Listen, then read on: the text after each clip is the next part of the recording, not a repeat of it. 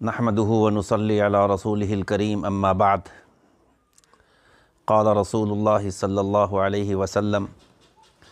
العمرة تهدم ما كان قبله او كما قال علیہ الصلاة والسلام۔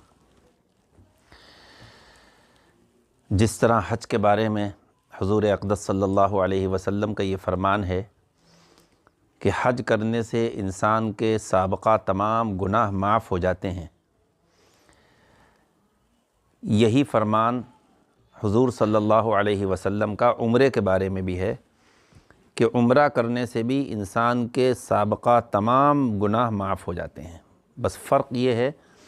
کہ حج فرض ہے اور عمرہ سنت ہے، مگر بہت بڑی سعادت اور خوش قسمتی کی بات ہے کہ حج میں بھی انسان حج کے اعمال زیادہ ہیں، اس کے واجبات زیادہ ہیں، اس کے سنن و مستحبات زیادہ ہیں، عمرے میں اعمال کم ہیں۔ جن مقامات میں عمرہ ہوتا ہے حج بھی ان مقامات میں ہوتا ہے، بس یہ ہے کہ حج کے کچھ جگہیں الگ بڑھی ہوئی ہیں، اس میں منی، عرفات اور مزدلفہ بھی ہے۔ ہر چیز کو سیکھ کر جانا چاہیے، چونکہ بعض چیزوں کا تعلق تو تجربات سے ہوتا ہے اور بعض چیزوں کا تعلق مسائل سے ہوتا ہے۔ مسائل کے سلسلے میں کتابیں بھی بہت ہیں تفصیلی، لیکن ہم مختصراً عمرے کے اعمال اور اس میں کیا چیز فرض ہے اور کیا چیز واجب ہے اور کیا چیز سنت ہے۔ پہلے تو یہ سمجھ لیں کہ عمرے میں احرام یہ شرط ہے،